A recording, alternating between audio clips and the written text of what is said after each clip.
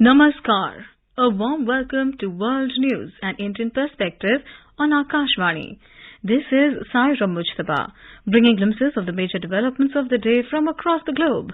Over the next half an hour, we shall bring you the latest from the world of politics, economy, sports, entertainment and more. The headlines.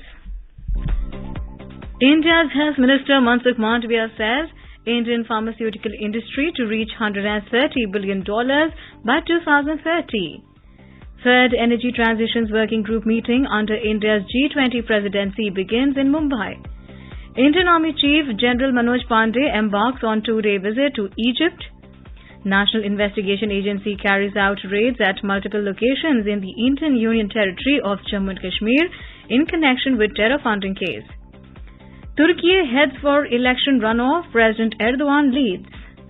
Lahore High Court grants protective bail to former Pakistan Prime Minister Imran Khans' wife Bushra Bibi in Al-Qadir Trust case. Silence opposition parties to form coalition after voters reject military-backed government.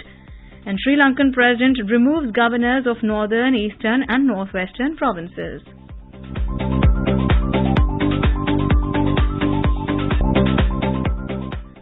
And now the news in detail. India's Health Minister Mansukh Mandavia on Monday said the Indian pharmaceutical industry is projected to reach a value of $130 billion by 2030. He was interacting with representatives of Japanese pharma companies and members of the Japan Pharmaceutical Manufacturers Association at the Indian Embassy in Tokyo. The Health Minister said India is recognized as a global pharmaceutical hub, with its industry playing a pivotal role in improving health outcomes worldwide. He stated that the Indian pharmaceutical industry includes a network of 3,000 drug companies and 10,500 manufacturing units. Mr. Mandavia highlighted that India has played a significant role in enhancing global accessibility by providing approximately 60% of the global vaccine supply and 20 to 22% of generic exports. He added that in the battle against the COVID pandemic, India has supplied essential drugs to around 185 countries. G20 countries have reached broad consensus on all 6 priorities set by India under its G20 presidency in the Energy Transmission Working Group ETWG's third meeting. Secretary of Power Ministry Alok Kumar has said that the modalities are being discussed and value additions are being done in a draft ministerial communique by the member countries. He was addressing a press conference after the first day's deliberations of the ETWG in Mumbai. The ETWG third meeting is chaired by Alok Kumar. The 6 priority areas India has finalized are energy transition through addressing technology gaps, low-cost financing for energy transition, energy security and diversified supply chains, energy efficiency, industrial low-carbon transitions and responsible consumption, fuel for future and universal access to clean energy, and just, affordable and inclusive transition pathway. Mr. Kumar reiterated that India has set a target to achieve 50% of energy requirements from renewable energy by 2030. He also informed that by 2030, India's nuclear power capacity is expected to reach 14 to 15,000 megawatt. In the special address on the opening day, Minister of State for Railways, Coal and Mines, Rao Saheb Danve, stressed on the need to give preference to the development and adoption of sustainable energy sources. He also stressed policies that promote conservation and reduce carbon emissions. He said G20 nations hold a unique responsibility to lead the way towards a sustainable future. In sideline events, discussions were held on transition from coal to other renewable energy sources, biofuels, and mobilizing low-cost finance for emerging technologies in the power sector. The discussions and progress on the draft ministerial communique will be taken forward on the second day of the meeting. The ETWG third meeting will conclude on the 17th of May. It is expected that agreement and understanding among member countries will help in advancing the cause of global cooperation in clean energy transition. In today's Hotspot section, we bring you a news commentary on the third Energy Transition Working Group meeting.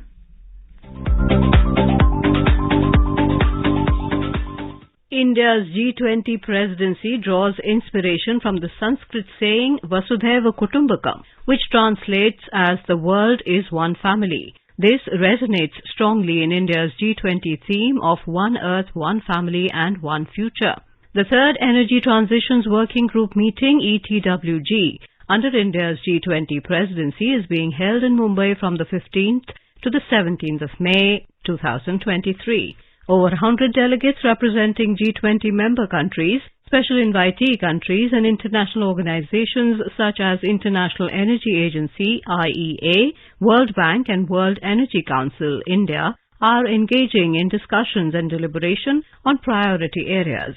The meeting is chaired by Alok Kumar, ETWG Chair and Secretary, Ministry of Power, Bhupendra Singh Bhalla, Secretary, Ministry of New and Renewable Energy, Vivek Bharadwaj, Secretary, Ministry of Mines, and Amrit Lal Meena, Secretary, Ministry of Coal, are also part of the meeting and deliberations.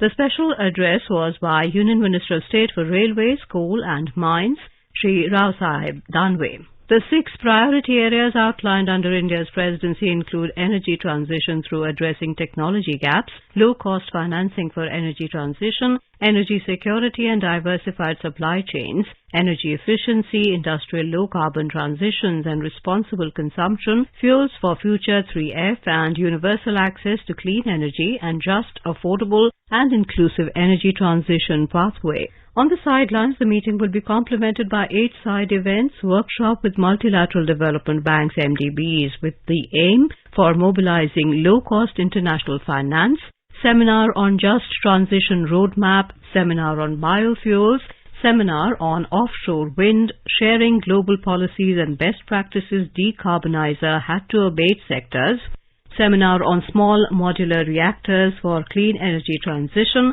synergizing the energy transition pathways of G20 ETWG and Business 20 B20 India Energy Perspective, and accelerating energy efficiency and promoting an energy efficient life.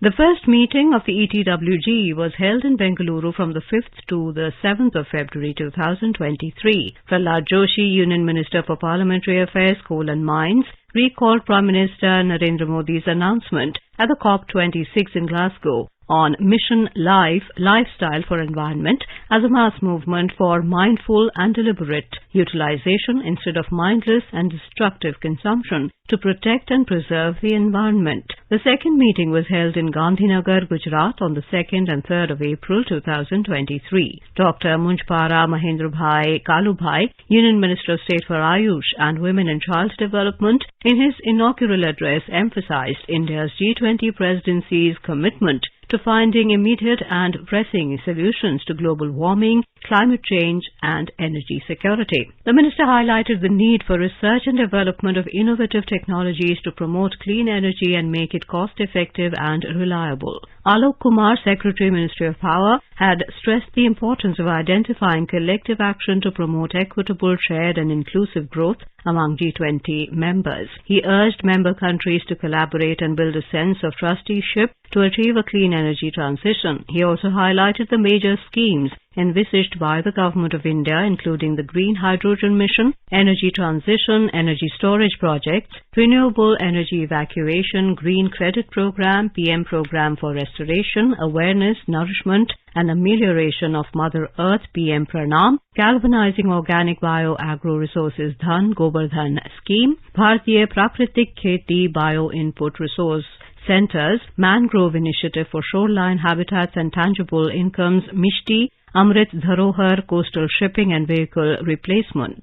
The discussions and deliberations in Mumbai will continue to build on the first 2 ETWG meetings to identify and promote best practices, policies and innovative approaches that can support a just and inclusive energy transition. The goal is to develop a collective roadmap for achieving sustainable and equitable growth while addressing the challenges associated with energy transition effectively. The Energy Transitions Working Group, while retaining focus on achieving energy transition, also addresses technology gaps, and financing to ensure that it is delivered across countries in a time-bound and affordable manner without compromising the energy needs of the communities. 4 ETWG meetings, various side events and a ministerial meeting have been planned. India's G20 presidency will build upon the efforts and outcomes of previous presidencies which have successfully advanced the cause of global cooperation in clean energy transition and have made it central to the agenda of the sustainable economic development.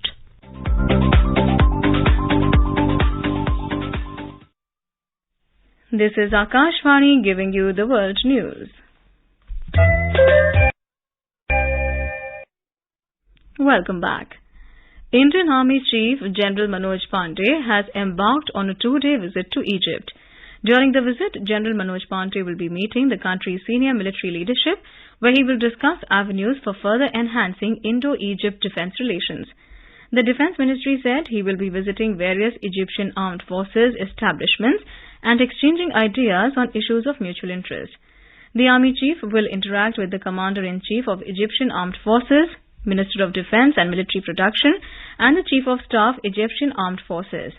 The military relations of India with Egypt are on the rise, which was evident during India's 74th Republic Day parade, wherein the Egyptian Armed Forces contingent made their first appearance. The visit of General Manoj Pandey will further deepen the bilateral relationship between the two armies. This visit will also act as a catalyst for closer coordination and cooperation between the two countries on a host of strategic issues. The Defense Ministry has imposed a phased ban on the import of 928 military items to promote self-reliance in the defense manufacturing sector.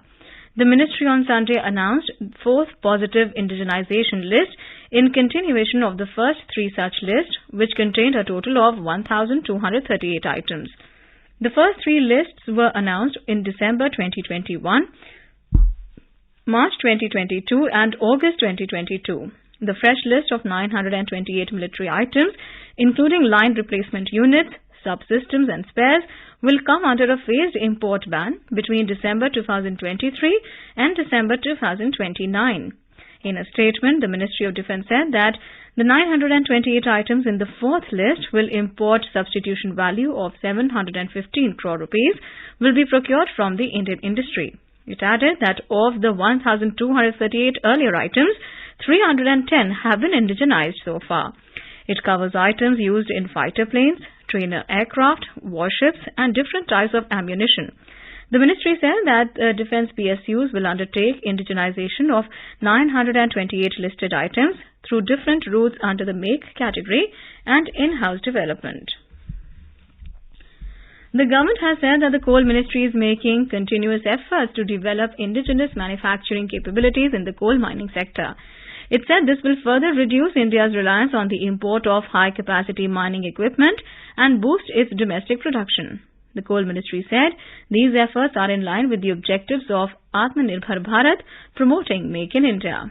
Currently, Coal India Limited imports high-capacity equipment such as electric rope shovel, hydraulic shovel, dumpers, drill and motor graders worth around 3,500 crore rupees and pays 1,000 crore rupees as customs duty. Therefore, the ministry has planned to phase out imports over the period of next 5 to 6 years by encouraging and developing domestic equipment manufacturers' capabilities. The ministry said some of the high-capacity machines are presently under trial procurement from domestic manufacturers.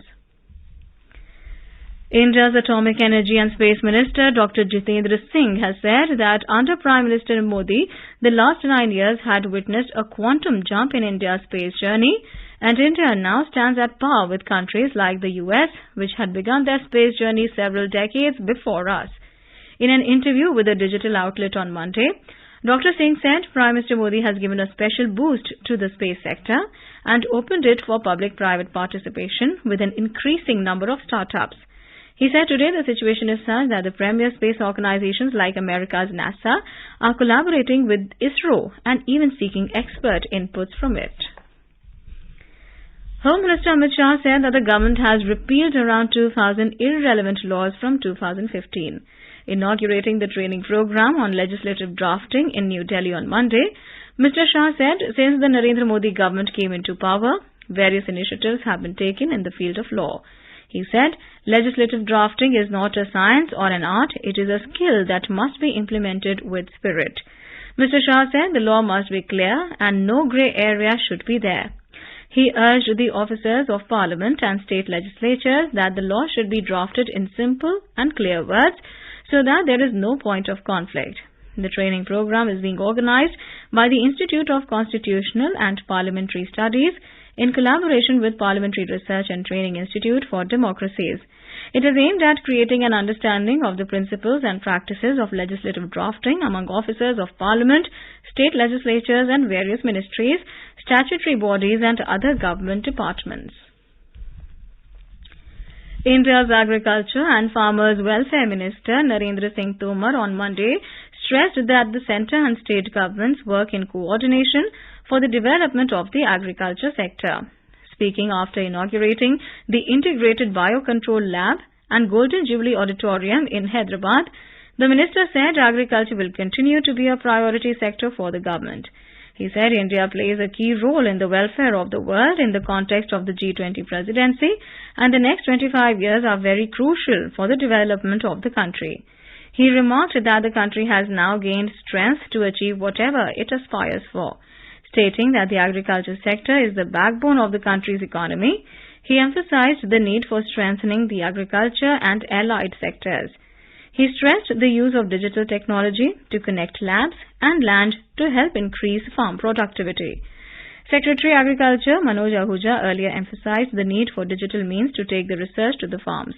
Stating that farmers themselves are scientists, he asked officials to learn and validate the knowledge of farmers. He said flood-resistant and high-yielding variety seeds should be provided to the farmers.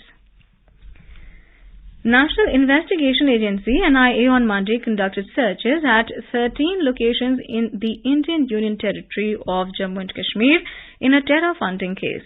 The agency raided Budgam, Shopian, Pulwama, Srinagar and Anantnag districts in the case for carrying out terrorist and subversive activities in the state by various proscribed organizations, including Jamaat-e-Islami.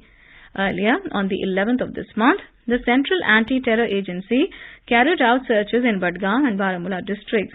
The NIA on the 4th of this month also conducted searches at 16 places in Jammu and Kashmir as part of its continuing crackdown on terror funding in the Union Territory in the case related to separatist and secessionist activities of the banned Jamaat-e-Islami. Jamaat-e-Islami has been found carrying out terror funding activities in Jammu and Kashmir even after being declared an unlawful association under the UAPA on the 28th of February 2019. India and the European Free Trade Association or EFTA states have taken significant steps towards a new trade and partnership agreement. In a ministerial meeting held in Brussels on Monday, Commerce and Industry Minister Piyush Goyal discussed the modalities of engagement with the representatives of EFTA for working towards a comprehensive new trade and partnership agreement or TIPA. The ministerial meeting marked a significant milestone in taking forward the negotiations on TIPA between India and the European Free Trade Associations. Both sides emphasized the importance of building their discussions on principles of trust and respect for each other's sensitivities to achieve a fair, equitable and balanced agreement. The delegations agreed to ramp up their efforts and continue their discussions at a steady pace to arrive at a common understanding on critical issues pertaining to TIPA. Turkey's battle for the presidency appears likely to go to a second round after President Recep Tayyip Erdogan failed to secure 50% of the votes. With 97.95% of votes counted, Erdogan had 49.34% of votes and his main opponent, Kemal Kılıçdaroğlu, had 44.99% of votes. The third candidate, Sinan Ogan, received 5.28% of the votes. However, the candidates need more than 50% to win in the first round. Kemal welcomed the prospect of a runoff vote and said that his party would triumph. Earlier in the count, Erdogan was confident and said that he would secure enough votes to win the election. However, Kemal accused Erdogan's AK party of demanding recounts and delaying results in opposition strongholds, including Ankara and Istanbul. Turkey holds elections every 5 years. More than 1.8 million voters living abroad already cast their votes on the 17th of April, and over 65 million people are eligible to vote in the country. Lahore High Court on Monday granted protective bail to former Pakistan Prime Minister Imran Khan's wife Bushra Bibi in the Al Qadir Trust case until the 23rd of May. According to news reports, Bushra Bibi's lawyer Khwaja Haris had requested a 10-day protective bail for her. The High Court accepted the request and approved her bail. Earlier in the day, Imran Khan along with Bushra Bibi appeared before the High Court and filed a plea to get protective bail for his wife. The petitioner requested the court to approve the protective bail as the National Accountability Bureau or NAB, which is carrying out the investigation of the case, can arrest her. The former Prime Minister, along with his wife Bushra Bibi and other PTI leaders, is facing an inquiry from the NAB related to a settlement between the PTI government and a property tycoon, which reportedly caused a loss of 50 billion rupees to the national exchequer. They are also accused of getting undue benefit in the form of over 458 canals of land at Moza, Bakrala, Sohaba to establish the Al Qadir University. Thailand's two main opposition parties agreed on Monday to form a ruling coalition after they trounced the military-backed government that has ruled the country for nearly a decade. With more than 99% of votes counted for 500 seats, the progressive Move Forward Party is projected to win 151 seats, with populist Pheu Thai in second place with 141 seats. That puts the opposition far ahead of the party of incumbent Prime Minister Prayut Chan-o-cha. Move Forward, a progressive opposition party, said that it was ready to form a government. Its leader, Peter Limjaronath, told the media he had invited Pheu Thai and 4 other opposition parties to form an alliance. Thai later confirmed he had agreed to Peter's proposal to form an opposition coalition. The Election Commission Chair, Ithipan Bunthakon, said voter turnout was the highest recorded at 75.22%. Sri Lanka President Ranil Wickremesinghe removed the governors of the North, East and Northwestern provinces on Monday. The President's media division confirmed that the new governors would be appointed on Wednesday. Among those sacked were Jeevan Tyagaraja, the Northern Governor, who has been serving in the capacity since October 2021, and Anuradha Yahampath, the Eastern Governor, who was appointed in December 2019. Notably, Admiral of the Fleet Vasant Karanagora, who held the position of Vayamba Governor, has also been removed. Sri Lanka's main opposition, Samagi Jan Bal Vigya leader Sajith Premadasa, has announced that the opposition will back the government's proposal to hold the presidential elections ahead of the scheduled time frame. At the same time, he criticized the government's attempt to manipulate the election process for their own convenience, calling it a violation of democracy. Mr. Premadasa emphasized that planning the presidential elections solely based on the directives of the president or his supporters is fundamentally flawed.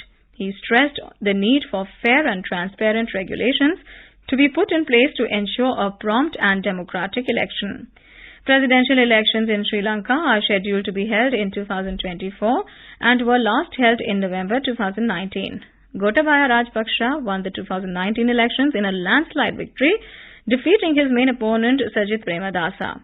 However, after the island nation got embroiled in an economic crisis, protesters ousted Rajpaksha, who fled the country. Ranil Wickremesinghe was then elected the president for the remainder of the term. In Myanmar, at least 3 people have been reportedly killed as the powerful cyclone Moka hit the coastlines of Bangladesh and Myanmar after intensifying into the equivalent of a Category 5 storm. It is considered to be a tropical cyclone that has maximum wind speeds of 254 kilometers per hour. Myanmar appears to have borne more direct impact as cyclone flooded streets, blew off roofs and severed communications in Rakhine State near the Sitwe township. According to media reports, electricity and wireless connections were disrupted across much of the state capital, Sitwe, and a telecom tower was brought down by strong winds as the cyclone approached. However, no casualties have been reported in Bangladesh so far. The United States will send a pre-election observer mission to Bangladesh in the coming months, said U.S. Deputy Assistant Secretary Afreen Akhtar in Dhaka on Monday. He further said that based on the pre-election observer mission report, the US would make an assessment and decide if it would send an observer team to Bangladesh during the upcoming elections. The senior US official led the delegation at the Indian Ocean Conference, or IOC, which was held between the 12th and 13th of May in Dhaka. Speaking about elections in Bangladesh, Akhtar said that the US government is more focused on the electoral environment in Bangladesh. She said the US does not want to make a comment about the participation of any political party in the elections, as it is for the political parties themselves to decide on the issue. She further said that the US was not interfering or weighing in with any particular party or candidate, though the US is working to support the electoral environment in Bangladesh. The absconded leader of the Communist Party, UML, and former Deputy Prime Minister of Nepal, Bahadur Rayamaji, was arrested from Budhanelikatha of Kathmandu on Sunday.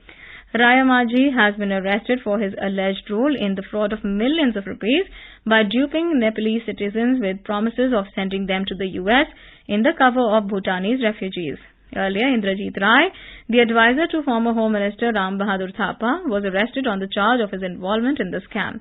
Police have already made high-profile arrests over their alleged connections to the scam. So far, 13 people have been arrested. Domestic benchmark indices on Monday witnessed gains of almost 0.5%. The Sensex at the Bombay Stock Exchange ended above the 62,300 level, while the Nifty at the National Stock Exchange settled nearly the 18,400 mark. Both indices rose amid positive cues from global share markets, a report from the business desk. The Sensex climbed 318 points or 0.51% to finish at 62,346. The Nifty advanced 84 points or 0.46% to close at 18,399. Asian shares inched up on cautious optimism as investors braced for the release of China's policy rate and economic data this week, while awaiting a host of US Federal Reserve officials to speak to vindicate market pricing of rate cuts this year. Hong Kong's Hang Seng surged 1.7%. China's Shanghai Composite Index jumped 1.2%. South Korea's Kospi Index rose 0.16%. Japan's Nikkei 225 climbed 0.8%. And Singapore's Straits Times Index added 0.2%. European markets were also trading in positive territory in intraday trade. Oil prices were steady as the market balanced concerns over the US economy and China's muted recovery against expectations of a rise in future demand. In intraday trade, Brent crude was trading at $74.36 a barrel. Back home, gold prices at Multi-Commodity Exchange for June contracts was trading at around 60,880 rupees per 10 grams. On the other hand, silver was trading at 73,080 rupees per kilogram for July contracts when reports last came in. And in the forex market, the rupee closed at 82 rupees and 30 paise against the US dollar. This is Lalema Aneja Dang for World News All India Radio. And now let's take a look at the major developments around the world as reported in the foreign press. Washington Post reports Zelensky visits UK after securing new military aid from Paris, Berlin. The Guardian reports Turkey election goes to runoff after Erdogan takes first round lead. Japan Times reports Biden to hold talks with Kishida ahead of Hiroshima G7 summit. South China Morning Post writes Chinese Foreign Minister Qin Gang urges neighbors to keep their distance from US. The Globe and Mail writes thousands more evacuated in northern Alberta as wildfires rage. And the Wall Street Journal reports George Santos strikes deal to resolve Brazil criminal charges. And now a quick look at the headlines once again. India's Health Minister Mansukh Mandaviya says Indian pharmaceutical industry to reach $130 billion by 2030. Third ETWG meeting under India's G20 presidency begins in Mumbai. Indian Army Chief General Manoj Pandey embarks on two-day visit to Egypt. NIA carries out raids at multiple locations in Jammu and Kashmir in connection with terror funding case. Turkey heads for election runoff, President Erdogan leads. Lahore High Court grants protective bail to former Pakistan Prime Minister Imran Khans' wife Bushra Bibi in Al-Khadir Trust case. Silence opposition parties to form coalition after voters reject military-backed government. And Sri Lankan President removes governors of northern, eastern and northwestern provinces. And now before we end, let's listen to Mahatma Gandhi's favorite bhajan, Vaishnav Jan, by artists from Norway.